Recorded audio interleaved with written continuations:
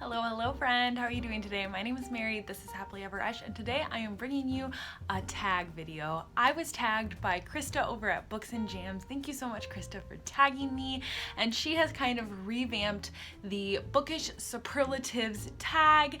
And this is just kind of a way to share some books that you really enjoyed but might not make it into a best of video. And I absolutely love this. So there's some different categories, and we're just gonna give out some bookish superlatives today. We'll see who gets what, who makes the cut. Let's just chat.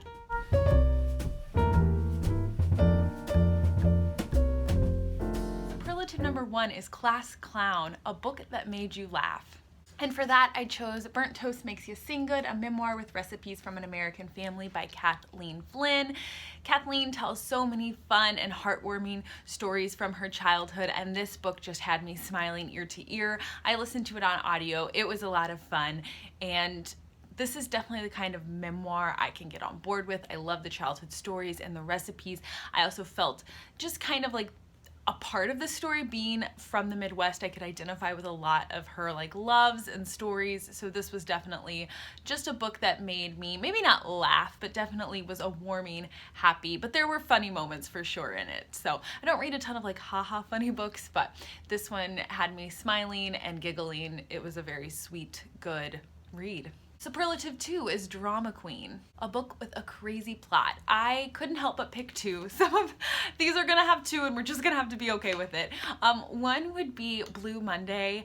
This is book 1 in the Free Decline series. I really don't want to spoil anything, but just know this book, while it's like a pretty slow, more character build book, has a twist at the end that I was like, okay. It was probably one of the most surprising books for sure. But I would also say Little Fires Everywhere by Celeste Ng. The stakes just keep getting higher and higher, and the plot is twisty-turny. Again, I would consider it more of a slow book overall, but there's definitely some plot twists in this that you're just like, where did that come from? So I really loved this one. I get the hype on it for sure, but both of those had some fun twists in it and were the perfect kind of plotted books for me. Superlative 3 is Life of the Party. What was a hyped book you read this year? And for sure it has to be The Vanishing Half by Britt Bennett. This was such a buzzy book. It's made so many best of lists, and I really enjoyed reading it. It was a hype book that lived up to the hype for me, and I can always appreciate when a book does that. So I had to give it to The Vanishing Half. Superlative 4 is Best Dressed. Pick the book with the prettiest cover. Again, I have two. The first one is The Dutch House by Ann Patchett. I love the colors, I love the portrait. I think it's so stark and lovely, and yes, this is definitely one of the most gorgeous books I own. And the next is This Tender Land by William Kent Kruger. Gorgeous. The colors, the nature scene, this person on the dock. I think this is a gorgeous book. Superlative 5. Most Unique, a book that's outside of your comfort zone. And for this, I picked March by John Lewis. I picked this because it's a graphic novel and I don't tend to read graphic novels, but this is a phenomenal read. I think the graphics add to the story phenomenally. I really enjoyed this one, and I need to get to the library and get the next two in the series because it's just such a wonderful read. So while it was outside of my comfort zone, I really enjoyed it. Probably one of my favorite graphic novels I've ever read. Superlative 6, Most Likely to Travel the World. Book set in another place. Again, I have two. So the first is All the Light We Cannot See by Anthony Doerr. This is set in Europe. I'm from America. I live in the States, and so but there was just something so otherworldly feeling about this. It totally transported me. It's so atmospheric. But also because it's historical fiction, that also felt very transportative, very traveling. So yeah, this was definitely one that the atmosphere was so heavy that I felt like I was traveling when reading this. Along with Sweep, which is a middle grade story, and I really adored this one. Again, there's some magical elements as historical fiction, and we're going back in time to London, and I absolutely loved traveling there and spending time with these characters. Such a phenomenal historical fiction middle grade book. 7 is Cutest Couple. What was your favorite romance? This was a book that utterly surprised me, and I was so glad that I picked up. It was exactly what I needed at the time. It was like kind of the start of quarantine, and I adored it. And that's Beach Read by Emily Henry. I loved how meta this book was and how it kind of was just so self-aware. I loved the relationships. I loved the fun plot elements. I believed in these two characters and I wanted them to be together so bad. So yes, I adored this one, and I can't wait till her next contemporary romance comes out. I think it's slotted for 2021. I will be grabbing onto it as soon as it comes out because this was such a fun read. Superlative 8, most likely to surprise you. Your hidden gem read of the year. Again, I have two. I'm kind of thinking this is underhyped. The first one is a fiction. It's a short little slim guy, and it is Our Souls at Night by Kent Haruf. I've read another one of Kent Haruf's books, Plain Song, which is maybe his most popular, but this is quiet. And I think totally underrated. This one just wrapped me up. It broke my heart into a million little pieces. We're following two elderly people who come together to seek companionship, and it's about end of life and relationships and what does it mean to live a well life up until the end, and what is worth giving up for people and what is not. Beautiful. Loved it. Phenomenal book. And then also I have a nonfiction, and it's Pelosi by Molly Ball. This is a biography all about Nancy Pelosi, and I adored it. I think whether you like Nancy Pelosi as a person or not, this still was just such an interesting look at her, and she's just definitely a woman who has just kind of done it all. She's been a mother of many children, and later in life she like kind of switched into this political career, but it doesn't like shy away from like looking at her privilege and like how Nancy Pelosi did get to where she is, but she is currently the one, until Kamala Harris becomes vice president, is the most powerful woman in politics, and I loved this look at her, the good and the bad. I think Molly Ball does a really well-rounded view of Nancy Pelosi, and it just made me appreciate her more for her role in government. It was a phenomenal read. Loved the audiobook. Yeah, I definitely think this one should be getting more buzz. It was a good one. Superlative 9 is most likely to succeed, a book that you think will stand the test of time. Again, I have two. I'm sorry, I'm a cheater. I would argue that the first book that I picked has kind of already stood the test of time. It's already a modern classic in its own right, and that's Americana by Chimamanda Ngozi Adichie. There is something so meditative and slow, but just also a compellingly told story that I think that this one will be discussed and read for many, many years. It wasn't my a favorite book that I read this year, but I definitely see its merit, and I want to check out her short story collection for sure. I think that her writing would translate well into short stories.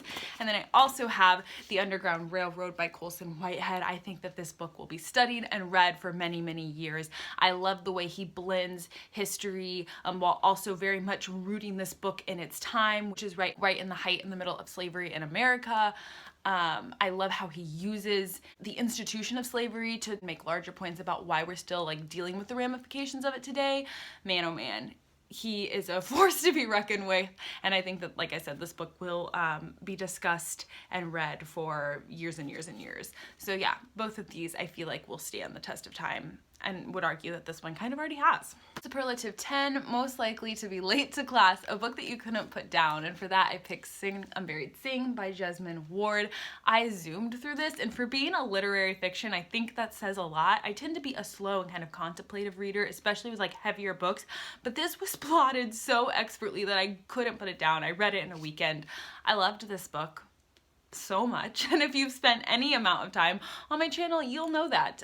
Couldn't put it down. Phenomenal read. I loved it, and I can't wait to read more Jesmyn Ward in 2021. Mark my words, I will. I hope, because gosh, she's a genius. Superlative 11, most likely to brighten your day, a book that made you smile, and for this it has to go to the Nevermore series by Jessica Townsend. I read book 2 and 3, and these were just such lights in my year. The second one got me out of a reading slump, and I could not wait to pick the third one up. These books are fun and heartwarming. I'm can't wait to just get wrapped up in this series, and I feel so excited that I am like caught up with the books and I can like have something to look forward to when it comes out. Love these books. I think the hype is totally worth it. I really enjoyed the first one, but the second one knocked my socks off. So definitely, if you're kind of been hemming and hawing on whether to continue, please do. Such a fun, good, light series. I'm loving it. Superlative 12 is a shoulder to cry on, a book that made you cry. And for that, I have The Women's Hour by Elaine Weiss, The Great Fight to Win the Vote. I read this year to celebrate the centennial year of the amendment to the Constitution that allows women to vote. And just reading this book and hearing about the struggle and the fight for equality, but then also just really like seeing like the struggle and fight for equality we're still living in today, and how there's just so many emotions tied up, and this one definitely made me tear up in multiple parts, with gratitude, sometimes with anger, but yeah, I cried multiple times during this book. Another one, because I just can't help myself, would probably be Echo by Pam Muniz Ryan. She just wove this story together so wonderfully, but there's also just these moments of like, what's gonna happen, and like kind of seizes your heart, and I definitely teared up multiple times on that book too. Both of these books for very different reasons, but they both gave me a lot of hope and love, but a lot of anxiety as well for both. So Superlative 13, Most Opinionated, a book that broadened your perspective. And for that, I definitely have A Place for Us by Fatima Farhoon Mirza. And I think what really made me think and kind of broaden my perspective was this book deals a lot with religion and a very religious family. And I am a Christian, and I would say I'm a pretty devout Christian. Christianity is a big part of my life. And just seeing kind of the same questions and thoughts with this family who is Muslim, and like my own thoughts, it definitely just like broadened my perspective to kind of being a religious person, like what that means. And yeah, it just really made me think a lot about the similarities and the differences, and I definitely was just so appreciative of the way that this book caused me to empathize for this family and to care for this family, and just to all the different perspectives and how the author makes you see everyone's side in a different way. And it just definitely broadened my perspectives in a lot of ways, and I really appreciated this read for sure. Superlative 14 is Most Unforgettable, a book you just can't stop thinking about, and that would have to go to The Color of Compromise by Jemar Tisby. This one is a nonfiction look at the history of the church, and in particular how the church has not stood up for racial justice as it should, and as the Bible is so clear about. So the subtitle is The Truth About the America's Church's Complicity with Racism, and this one has just made me think a lot. Like I had mentioned before, I am a Christian, and so that's very much a part of my life, and this book has just, made me think. I think about it all the time. I recommend it all the time. I want to talk about it with people whenever they've read it. This book has just definitely like popped up month after month in conversation and thought, and I think that's a good thing. I think that's why we read, and so great job, Jemar Tisby.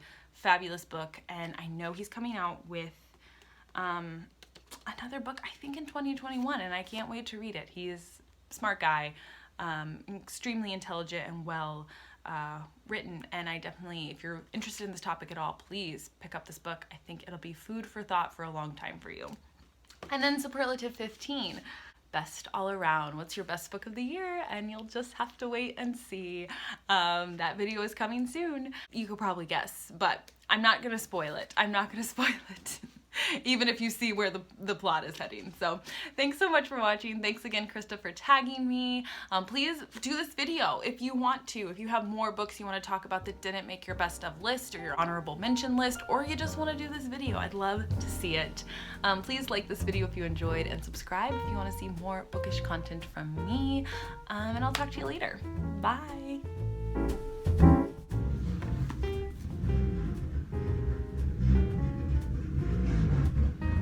That poor car. It's going by just fine. It just sounds terrible. Oh my gosh.